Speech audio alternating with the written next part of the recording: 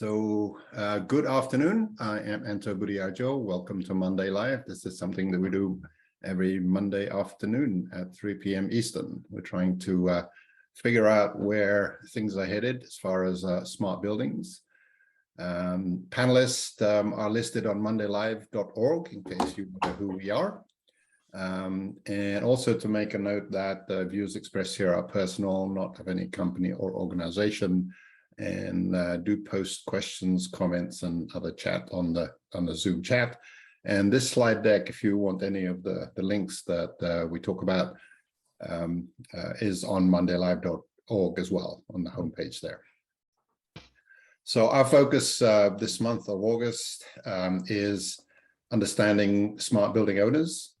We've had a couple of really good conversations so far this month, and looking forward to continuing that. Our agenda, normal chit chat, and then we have a guest, Lee Holmes, and we're going to be talking about his experiences talking to owners that he will explain. So, but before that, Ken, hand it over to you. Thanks, Santo. Okay, we've got our August issue on, and the theme is preparing for AHR Expo 2023 in Atlanta. Coming up quicker than you think.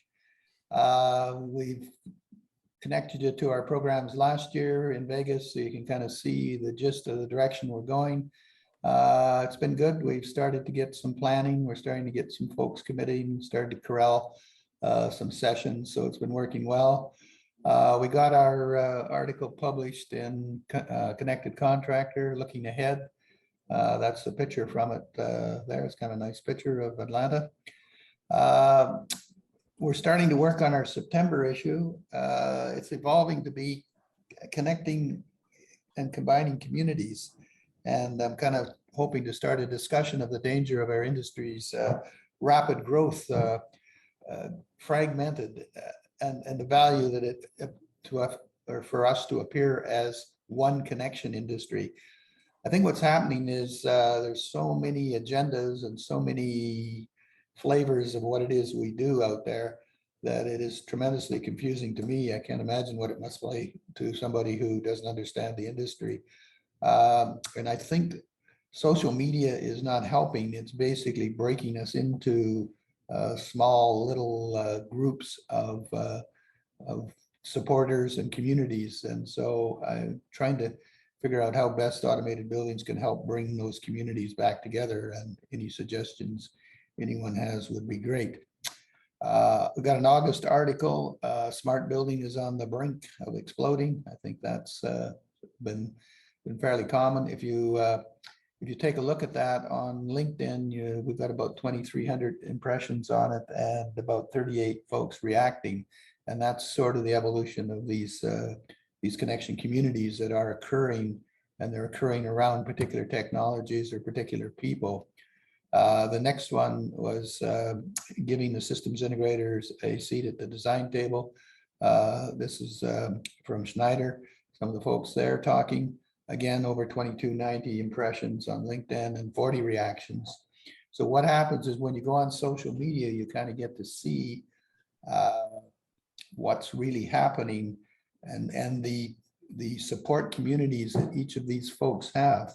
And I think it's interesting to flick through there, because I'm sure there'll be some people that'll surprise you that are part of these communities that should be part of our community, and we all need to be part of the bigger community. Just a lot of change going on, and we need to communicate it. I think the other comment I wanted to make is that social media is so time orientated. You basically post something, usually something that's very current. Everybody jumps on it. We all look at it, but next month we can't find it because it's kind of gone off. So I think what automated buildings needs to do is it needs to hurry its evolution to being the place that the context of the industry is collected. And even though something may have been posted 6 months ago, because of the context of automated buildings, it is part of that. And we should be able to find it and get back and try and get connected back through those threads. So trying to figure out how best to do that. So confused as always. Hey, Ken, let me ask you a question. First of all, I love the context for automated buildings that you just stated, sort of being like the center, a touchstone or something like that, using my words. But you also said, we're getting so big as an industry, we're starting to get fragmented. Question is, isn't that just what's going to happen as it gets big? And isn't that sort of I don't know, a good thing, but at least an indicator that we're getting big, that it can't just be under one little puppet? Yeah, I was thinking about that as I was listening to Ken speak. That growing is not a bad thing. Managing it, I think, is what Ken is talking about, and understanding it. Yeah. Well, I'm thinking what our theme, which is the building owners, how confusing must this be? Is all of a sudden there's new players that have come into the industry. Where do I find out about those new players? Because we got all these little communities. So if I'm watching 6 communities over here and a 7th community, which is to be very significant to my whole big picture, I don't even know about. So I'm trying to at least have you go to automated buildings and you start to see all of these communities, whether there's BACnet, whether there's low raw, all of the stuff that is there. At least you can find them and question how do I get information from these people.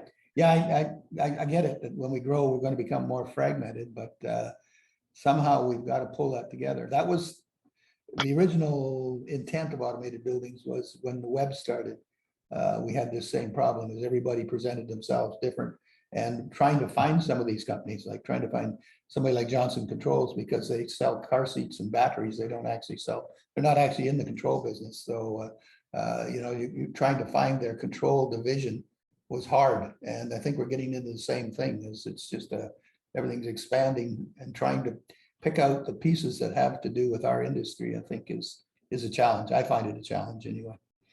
Right. So moving on to John.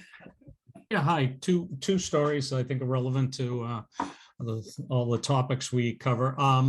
I think we had I know we had UL speak about a year and a half ago. They were coming out with programs to help building owners basically evaluate and certify the environmental conditions of their building. I saw this new announcement out here. The link works, the picture's not so great, but they actually have a program to verify your ventilation and filtration in buildings.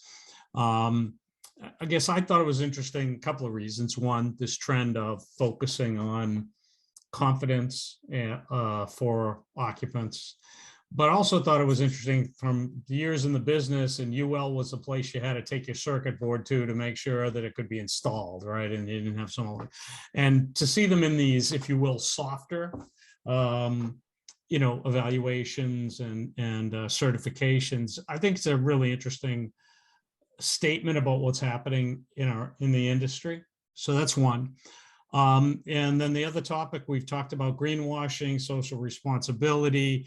So Americans for Financial Reform, you can find at that link, they're pushing, and the SEC is taking action with proposed rules, but a different set than we talked about before, which is basically holding companies to task on what they put in their, not only prospectus, but also if they're going to label themselves as being sustainable or green. So some of the things we've talked about are concerns about, greenwashing, and will there be a clear enough focus on improving the carbon performance of buildings.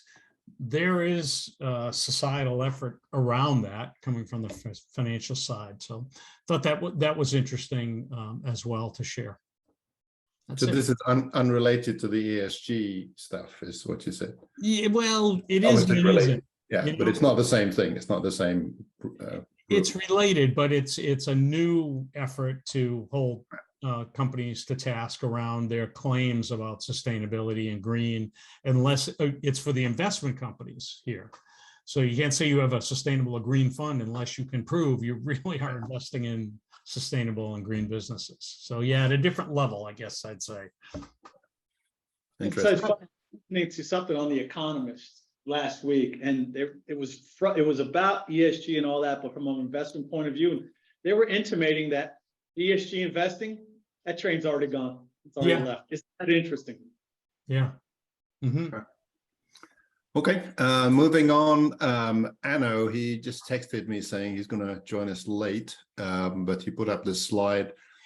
I think I've certainly seen some of these Lego comparison to analytics drawings on LinkedIn and various other places. I've seen the first Cool. 4, right? A big mess of data sorted and it's arranged and it's visually presented. But what he's added here is that if you explain it as a story and make it actionable, then it becomes a lot more certainly communicable. But I think his point is that if you then think that all of that then gets ignored by management and tossed out, because it really is back to the I've never seen that happen. no, No, this is a new concept. That is a great illustration. I love it. that is really good. So funny. I'm reminded of, I have a bunch of kids. I have one particularly smart little boy who, this reminds me, if he was mad at his brothers, he would put Legos on the floor right outside their door. And I'm like, that kid's something. So I don't know where that would fit in here, but yeah, thanks for that reminder. And the other thing that he put up, and I put up here, is this research in Singapore saying that 2 out of 5 workers won't take a job if they cannot work from home. And it's quite interesting. I think this whole sort of concept of hybrid work or whatever it is, or the new type of working, that's obviously something that we've been monitoring for a while now. Yeah, on that, I had a third story I couldn't fit on. Came out today. AT&T workers sign a petition to continue working from home. It's got over 5,000 signatures, shooting for 7,500, basically saying they don't want to come back. There's a study here in the UK have said the average for the office workers around London and stuff, the average amount of days is about 1.4 or something like that in the office. Isn't this going to filter through to an impact on real estate? Yep. Financial performance and value? You know, you keep seeing stories where they're all hanging on, but this trend doesn't seem to be going away, really. But people have to work it out, John, because people do tend to go in from Tuesday to Thursday, which means the buildings are empty on Monday and Friday as well. Yeah. You know, which is not exactly, you know, if you've got an office full on Wednesday, you know, somehow they're going to have to spread that across so that they use it. But that means that people will probably eventually shrink their footprints, which means there'll be less of a demand, I assume.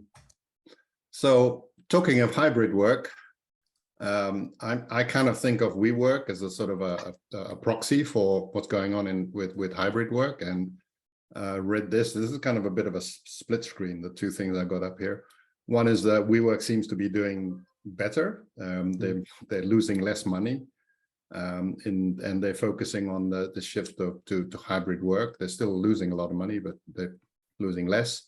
But at the same time as that, the split screen is the Adam Newman, who founded WeWork, has just managed to get $340 million from Andreessen Horowitz, $340 million from one investor. Because he's somehow persuaded Mark Andreessen that he has a startup that will disrupt the rental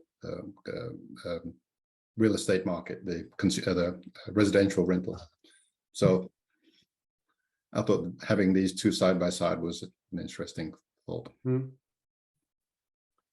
That is interesting. I haven't seen that show on Netflix yet, or wherever it is. I'm looking forward to watching that. I watched 2 episodes of it and I had enough. Okay. So any other thoughts before we move on? Take a look at what John Turner wrote. Yeah, interesting. Oh, yeah. That's I got to think- catch up, with all, we're talking about all of the positive forces that are going to help buildings invest more, but if there's less buildings, that's not going to grow the industry. Right? So, okay, so That's gonna cause a move to smaller spaces, smaller offices, remote, kind of more remote facilities. distributed, not in mega Distributed instead of centralized, yeah. But there'll also be I guess, a period of work where there'll be a lot of retrofit and refurbishment because they're going to want to change perhaps buildings to multi-tenanted rather than single tenants. Hmm. All right. I'll tell you, One thought- I spent the day at a WeWork in Denver. I didn't want to leave. I loved it. I was drinking free stuff, whatever. Like I didn't want to leave. It was great. All right. Okay, I'd like to make a comment about Anno's Lego thing there is that the bit of the picture of the building all together with the story, I think that shows very, what I was fumbling trying to say is how important the context is. And I think we've got to all work harder at taking all of the complications of our technologies and just telling a very good context story. Yeah, because out of all of those things, the thing that jumps out at you is this house, right? It's because it tells a story. We all understand what that is. Everything is. I'm not but sure anyway. we do all understand what that is. That's the problem too, is I think when you take a picture of a house, then we understand what we're talking about. Often we're all talking about our little technology pieces and we lack the grasp of the big picture. See So something else to say. I see something that's happening where all of these startups that are coming and all these influencers and so forth, see them being pedantic. Meaning they're speaking in such nuance that and trying to make such points and that practicality gets lost. And I'd like the industry as a whole to start being a little bit more practical and less pedantic. Okay.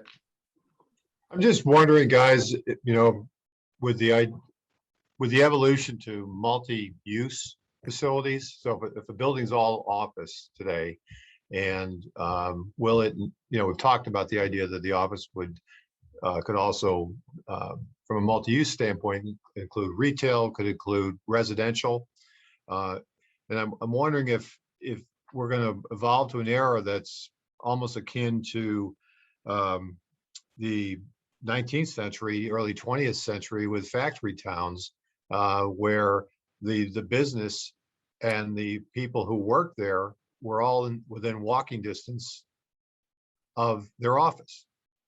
Because the idea of having people in a building where 2 days out of 5, nobody's there, that's a lot of unused space but if you're literally a walking distance from the office, why wouldn't you go to the office or the the facility?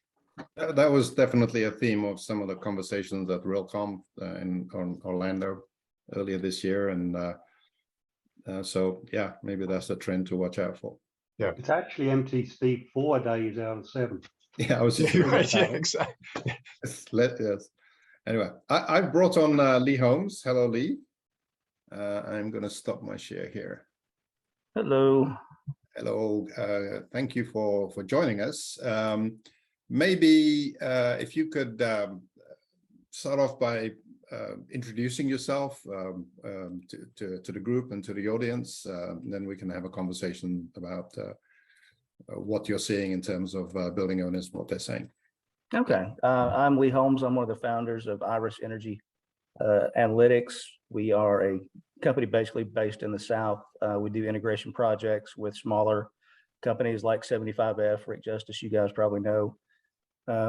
We do HVAC as a service. Primarily, my exposure has been in the private sector with schools and universities. I've been doing this for a long time. I'm more on the technology side of things than I am the mechanical. So I'm more about the networking and the connectivity piece of it. We found some pretty decent success in some of these southern states, in some places that are that you wouldn't really expect it to be. So I think that's why Anto asked me to be here.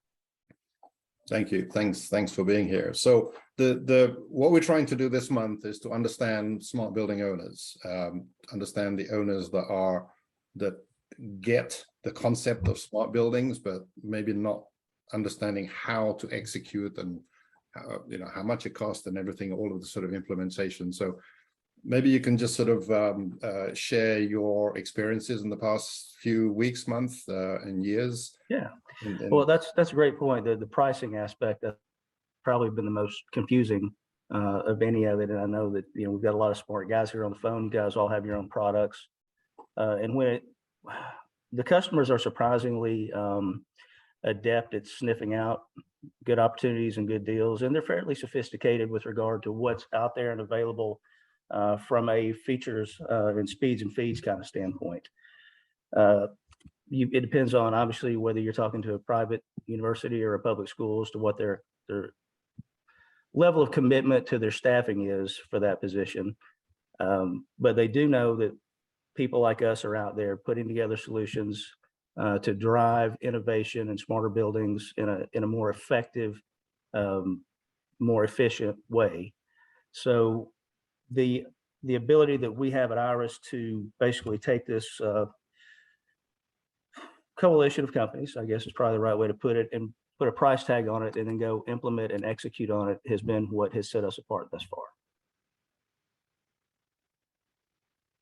can you sort of go through maybe a sort of a scenario of a series of conversations that you've had with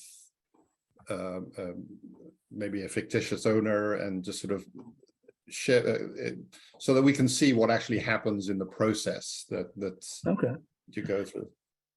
Well, it's like anything. When you sit down, it's kind of a needs analysis. Where are you now and where are you trying to go? Kind of a conversation.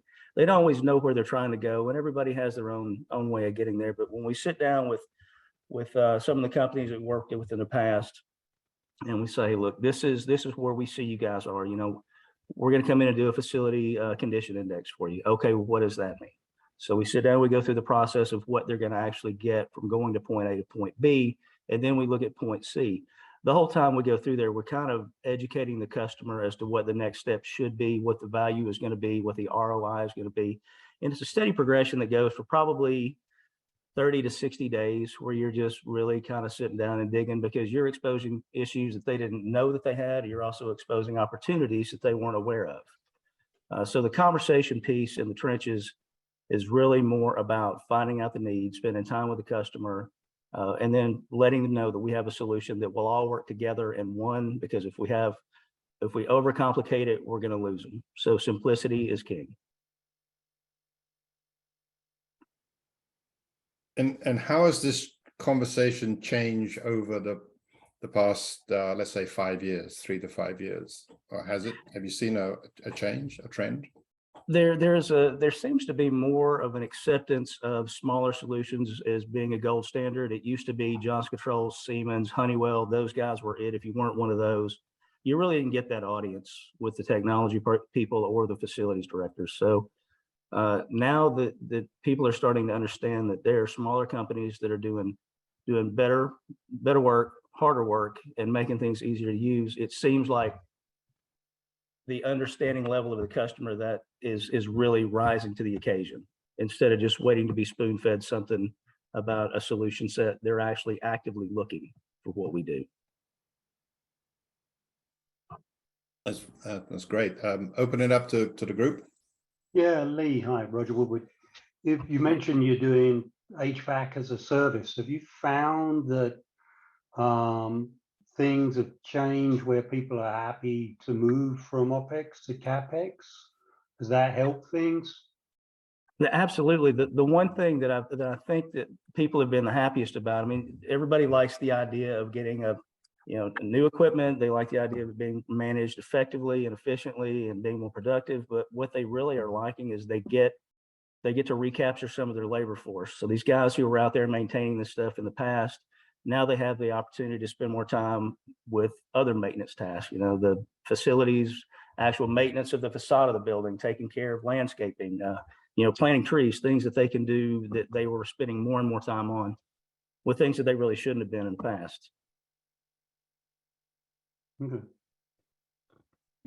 I really like that. That speaks, man, that speaks to the labor pool that's existing now. That's, you've got to hit on different parts of the brain, as Scott talks about, different parts of the P&L, man. I like the way you put that. Thank you.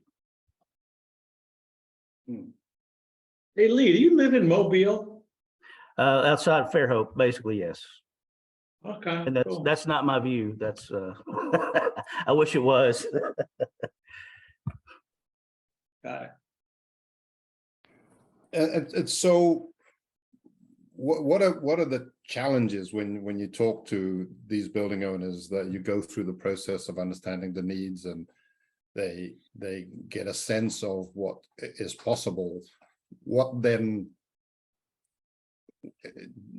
does everything is everything become all rosy beyond that point, or?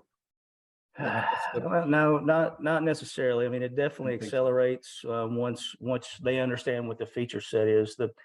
For me, the issue, and it's, you know, several different companies that we work for aren't used to doing business the way that we do. Everything is an engineering feat to try to make the biggest impact for the customer that you can. I think the challenge that I run into is getting something that's viable to put in front of the customer that I can put a price tag on, because when I give them a price, I don't have the option of saying, you know, give or take. I mean, it's going to have to be a hard number. It's going to have to be something that we can live with, and we can't really revisit that in terms of once we've got a purchase order from a school district or university, that we're stuck there. So that's the challenging part, is that there's some variable that has to be accounted for on the front end from our partners.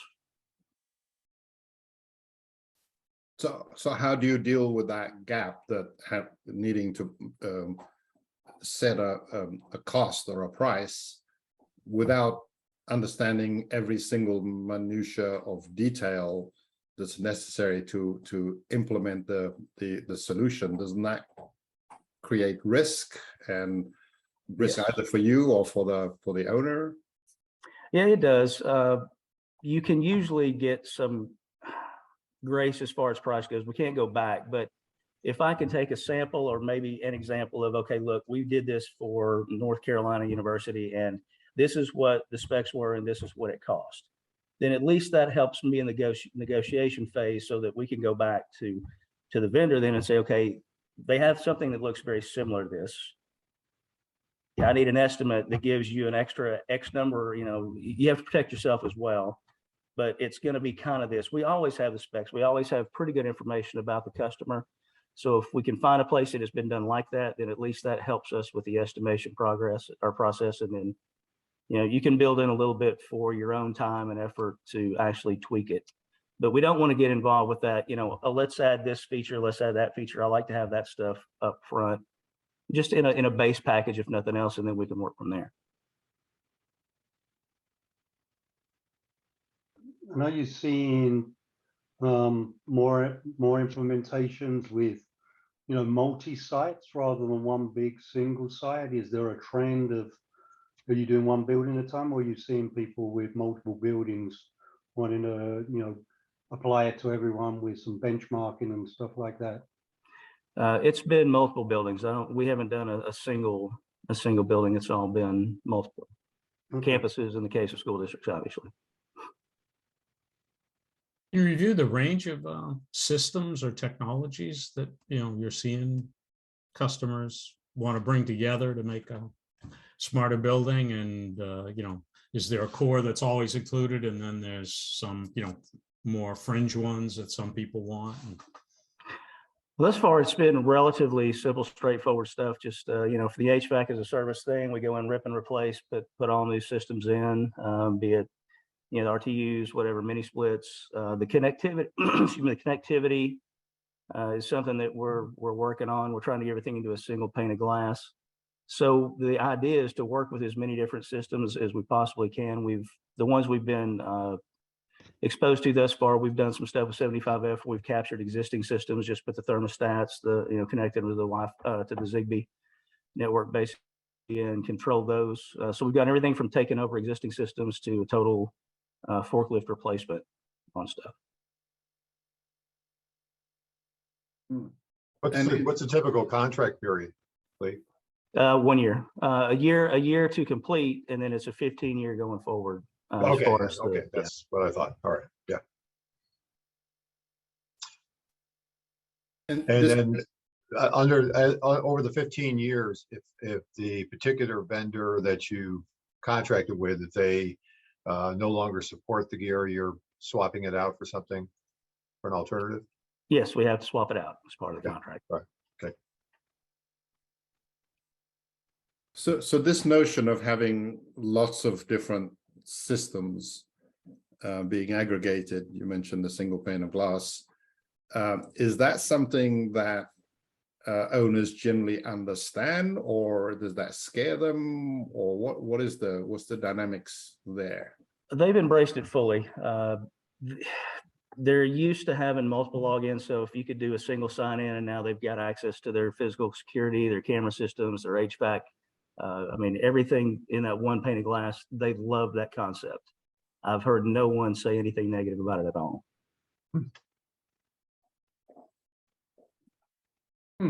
They must be different down in Alabama, Anto. They're just a different breed. We're all moving there. Well, you're welcome. What have you guys seen? How different has it been for you in that environment? Who wants I to will say tackle this. that? We go through the systems integrator channel, and they get it. Their customers seem to get being on a services program, a platform. So I can't speak to the big hardware stuff if you're selling that as a service, but just from a services perspective, that's pretty common, pretty standard. Okay. Yeah. I would Sorry, say Lee. this, Steve, Sorry. Steve, I want you to jump in here with me on this one. What is a little new is this idea of managed services and having people give up things that they normally wouldn't give up to, I don't know, people in the building realm, right, Steve? I mean, that's that we see as an absolute must. And people are actually starting to hear it now. Not many people are saying it, actually. So that's kind of neat, that whole managed services concept. Yeah. So Lee, from a managed services perspective, what level of the support of the technology do you provide?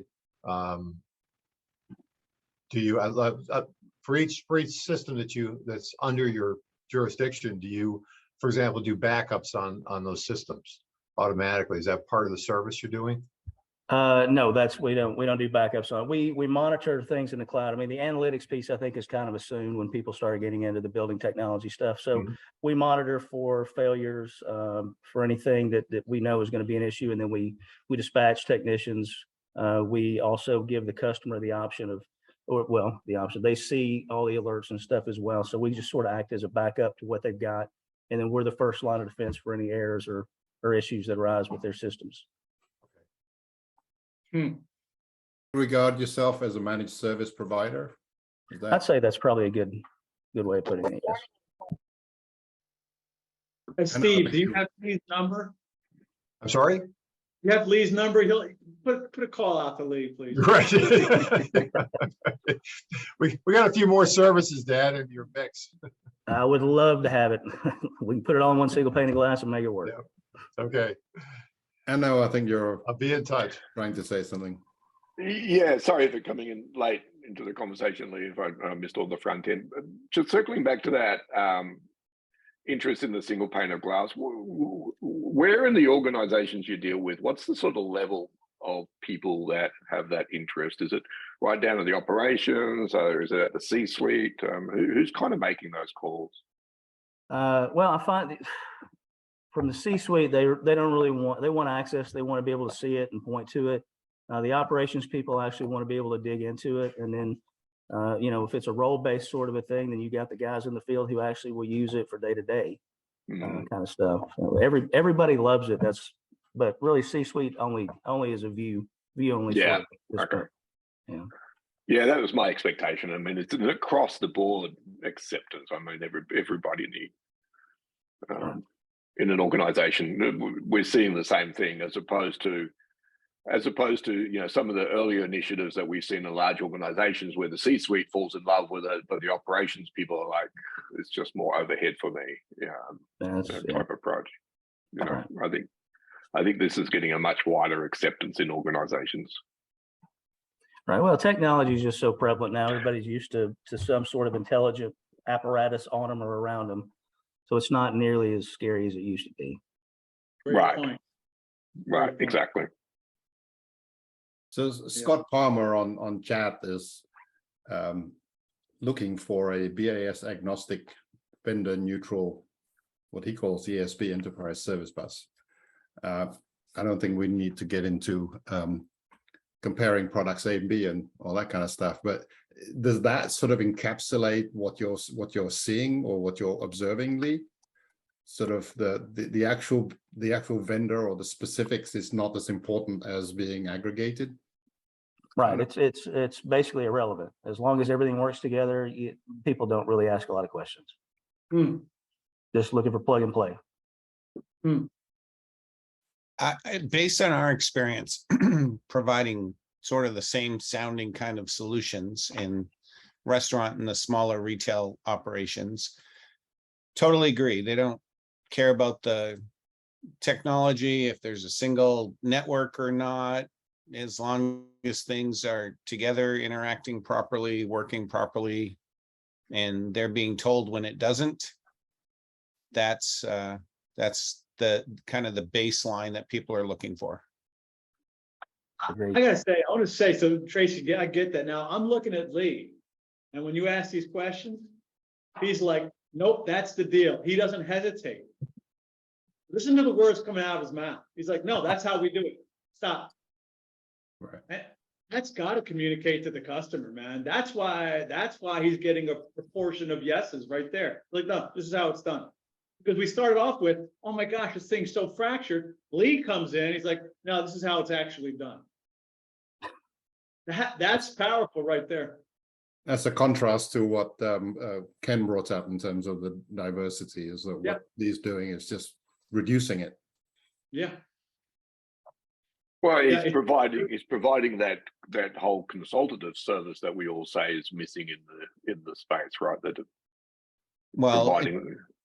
We found choices cause delays in the sales process, right? The more choices you give customers, the more they have to think about and consider and weigh, and it causes delays. So if you can go in with, this is how we do it, and it all works the way that you want in the end, that's the best approach in my.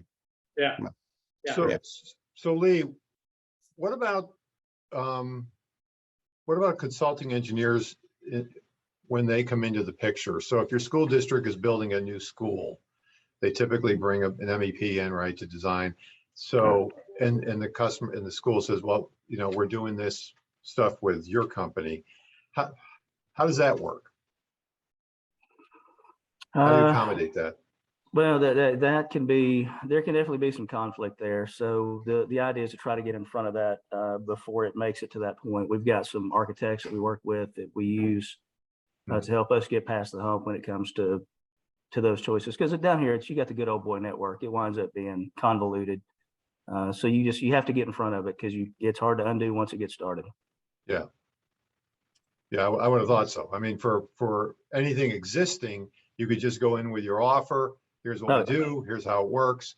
It's in some regards a little bit like the ESCO concept for if you're doing just shared savings on existing systems.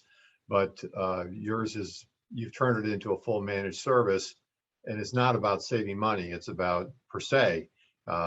It's about, I'm going to provide all functionality and all controls and all related service on those controls and equipment as a service.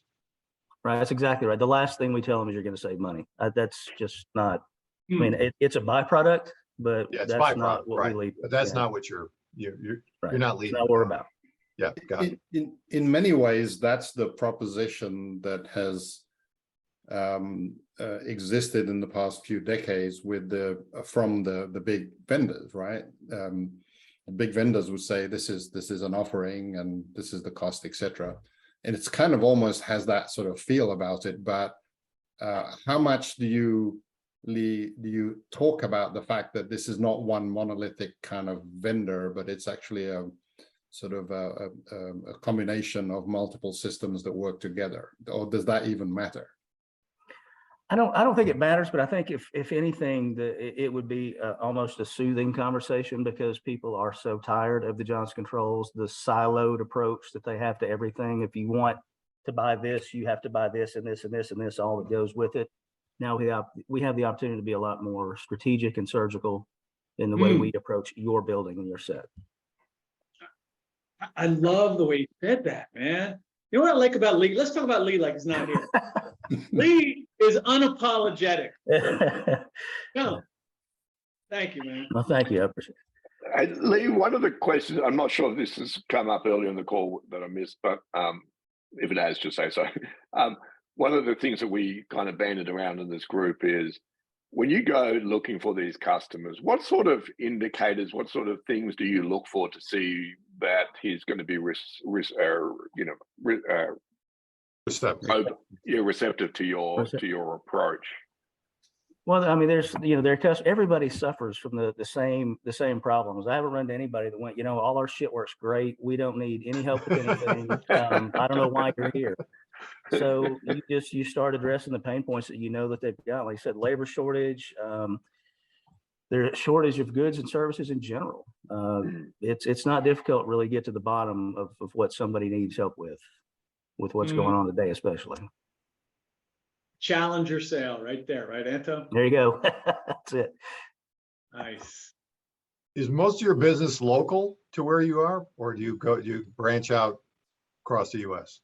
Southeast right now. Southeast. I mean, we have aspirations, but reality is at the moment we're not there. Yeah. Okay. And is part of that, from a service standpoint, the ability to literally drive to the site at times when that's necessary? I mean, yeah, and we find partners to do that. So it's just a matter of vetting people that we want to use to partner with us in certain accounts. Okay. All right, that makes sense. Yeah. All right. So you do use local partners. Oh, yes. So because you're out of Mobile, but if you got somebody in Savannah, that's, right. That's a hike. Right. Correct. Right. So Mark, Jim, you joined, I'm not quite sure when you joined, Jim, and Mark, you've been with us for a bit. Any thoughts or any questions? I feel a little bit sort of seasick between you and Lee. The two Lees are on the water. I did catch the beginning of the call on audio, but I admit I was 20 miles offshore. And oh dear. Back, so I am just back, but I did hear the conversation. I don't have any particular comments. It's very interesting, and I'm interested to hear primarily about the product as a service and the 15-year models. Very interesting, and I'm glad to see that's happening out there. Lee, it's Mark Peacock. Hey, how you doing? Hey, well, how are you? From the as a service model, what do you think are the barriers with customers or your circle of influence? Do they say, and they're starting to buy in on what you guys do, the solution, and what they say, well, I don't want to as a service. I want to just give it to me another way.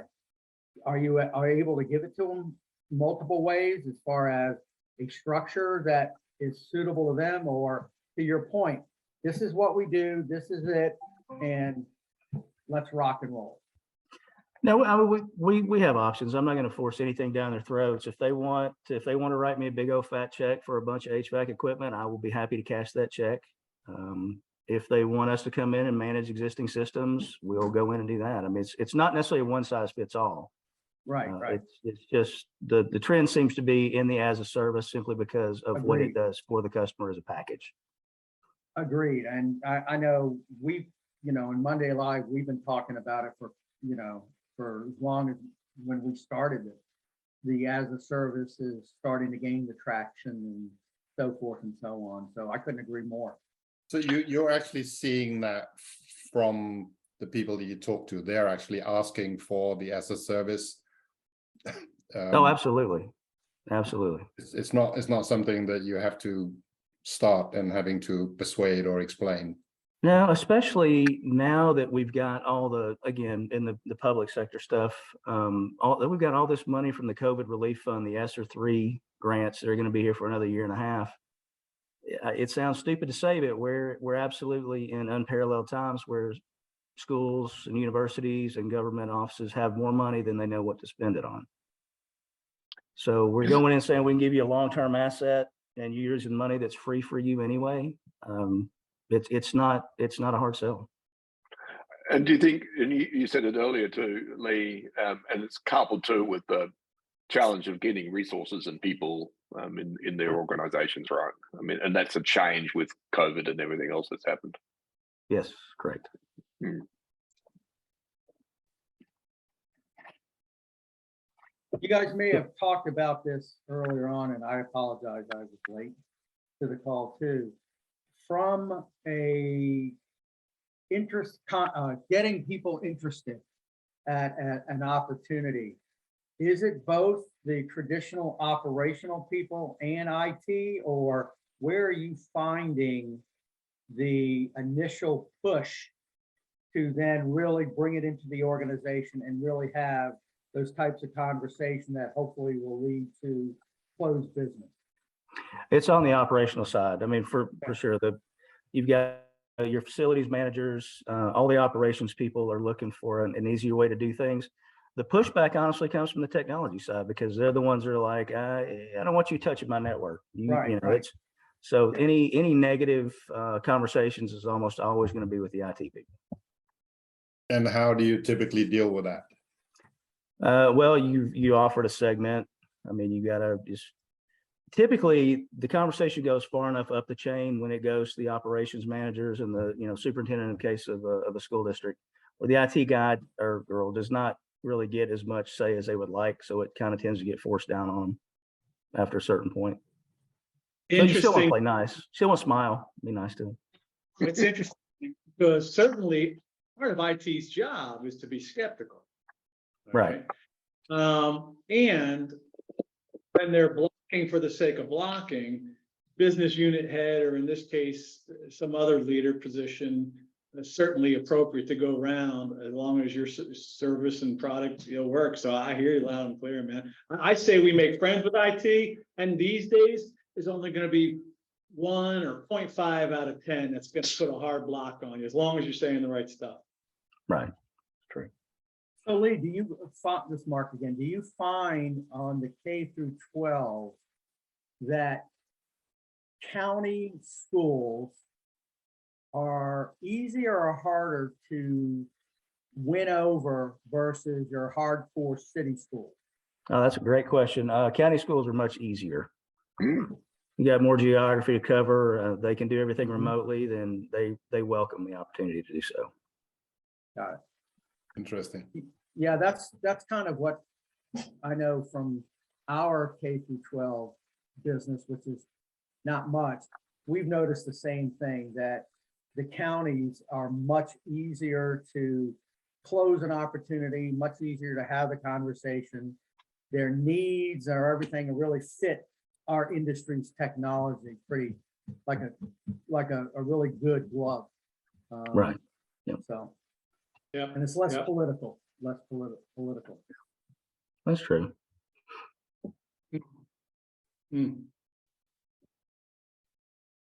So Lee seems to have flummoxed us all. We've run out of questions. Well, I've got a question. Okay. Can you guys all give me some pricing so I can go sell some more stuff? Yeah. Okay. You'll get I don't want to run inundated. out of stuff to sell. That's pretty funny. Oh, I'm not sure it's meant to be funny. I think that's a. I wouldn't mind having more to sell. I'm being serious. All right, Please, how by all about this? means. Call me, Lee. You want me to do this? Okay.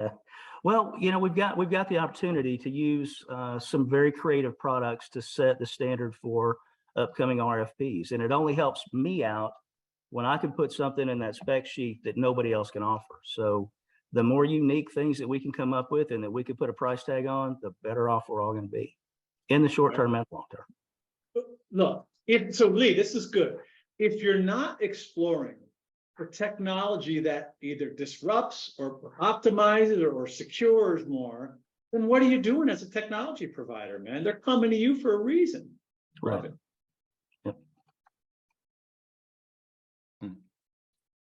So is it, you're looking for hardware solutions as opposed to some of the software stuff, Lee? Is that what you're saying?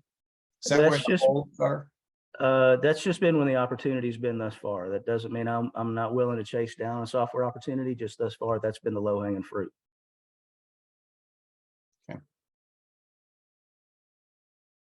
Mhm.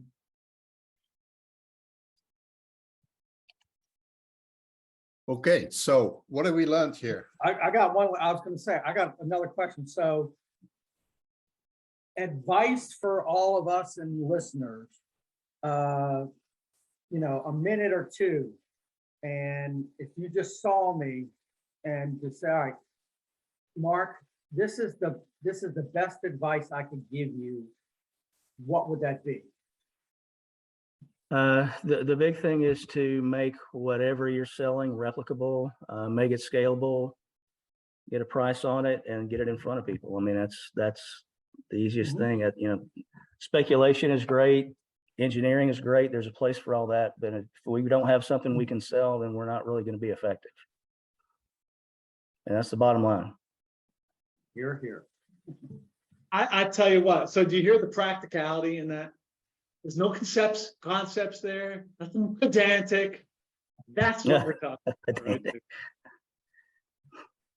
So Lee, your organization, is obviously, you subcontract to the local guys to actually do the projects and stuff, but who actually, is it big on in terms of the selling side? I mean, is a lot of your efforts spent on selling to the different schools, or are you Yes, finding they're coming to you? Well, a little from column A, a little from column B. I mean, for the most part, it's outbound stuff. We do flyers, mailers, stuff like that. And then we've got relationships that are relatively wide in the industry anyway. And then we've got partners who are mechanicals, who are architects, who bring us into opportunities, but we always engage the customer directly. I don't let somebody else control that relationship. So I'm always the lead tip of the spear on that. So the contractors and consultant people really are a vehicle for you to get access to the customers in some instances. That's well put. Yes, that's exactly right. Makes sense. So, This is the guy I want to hang out with right here. so Lee, I'll bring the beer. I'm trying to ask this question in a sort of sensitive way. You're obviously not the only person, I hope, that's seeing this, right? Are you aware of others that are kind of seeing it the same way as you are, or are you just very special or you just have lucky? No, I mean, you've got Johnson Controls, Siemens, and Honeywell. They're hiring people in mass to go after the same kind of stuff that we're doing. I think we're a little bit ahead, but we're not far ahead. They're coming after the same market we are, and they're trying to do it in a very similar way. They'll screw it up because that's who they are, but they see the same opportunity. They wouldn't be hiring that many people. But I mean, that's them just going back full circle. I mean, they got pretty much kicked out in a lot of places in Europe, for instance, because they knew that they were getting locked into these guys because the service. So their main aim was to get the service. So they've been dropped and very rarely even get the opportunity to bid jobs. But obviously they've got to change their model if they're chasing down the same stuff as you, or people have got short memories. Right. Yeah, I agree with Lee. I've seen that recently too. There's a major hiring spurt going on with all those guys in this space. But are they getting the work, Hannah? I mean, there's lots of shouting about, Forge and God knows what else, but is it really taking off? I mean, That's a really good question, Roger. We're seeing a lot of major uptick in APAC typically. So there's meaning that they're doing a lot of uptick in their I think to Lee's point a little bit, they had a bit of a false start in APAC. They kind of they were a little bit earlier than COVID hit, of course, which didn't help, and APAC locked down more severely. But they did an early start, pulled back, felt that their tech wasn't quite there, but we're seeing a major new push happening almost as we speak. There is a lot of work there for them. I've yet to connect the dots of them. Okay, point to one that's done. I think with APAC and Middle East, they still like to deal with the big guys. Yeah. Which is different from Europe and US. These days they're beginning to drift away, but certainly in mainland China and a few of those places, plus the Middle East, they still want to go there because they want to meet, the bigger guys and the bigger companies. Yeah. And they come. Whereas I don't think that's the same in the rest of the world. I agree with Yeah. that, Roger. Yeah, that's pretty accurate. Yeah, but it is interesting to Lee's point about I've seen an uptick in hiring in this particular, they're looking for the engineers. The question I've got is, where are they finding them? There are not that many people on this round. Yeah. Well, this has been great, been really interesting. Looking for one or two of us to wrap this up. And Ken, do you want to give it a stab, or John? I think I'm picking on the people who have said the least. There you go. Well, let me just throw something. I mean, Lee has obviously got a niche market there in a geographical region. It's how difficult is that to replicate around the US? That was behind my question about how many leads out there. Yeah. I don't know. Geographically. Is it regional, or it's a type of customer who has certain set of needs and a certain set of internal skill sets and the way their financial organization works, that this is the model that they need to be able to, implement better technology in their buildings. It may not be regional, really. It may be a classification of customers. I would agree with that. I think the educational industry has always been kind of special, and they've always been a target market, universities in particular, and and even in our industry, they've the Cornell leading BACnet and all of that type of relationship in the history of what has happened. So I get it that the educational area is probably a good area to basically introduce some of these new ideas. Also, what I've found, because I kind of grew up in that environment as well, both universities and government type things. The other thing they understand is they have the whole network thing in their mind. Everything to them is part of the network. So adding these pieces is not rocket science for them. And they tend to be much better organized than most clients. And there's a camaraderie to actually be the best university and have the best technology or the best regional school or whatever the classification is. So I think they are a special client. I think they're a client that often leads what we're doing. So probably great to watch, Lee. The one thing I was looking for is while you were talking, I went on LinkedIn and looked for Lee Holmes, and I ran into the problem that there's way too many Lee Holmes. Could you maybe share an email address or a LinkedIn? Yes, yeah, absolutely. That'd be great. That'd be great. So let's bring this to a wrap. Thank you very much, Lee. I think this has been an eye-opening conversation. And thank you for the panelists. Thanks for the audience as well. And we'll get the video up tomorrow-ish. And we will be back and continue this conversation next week as part of what we're doing on August.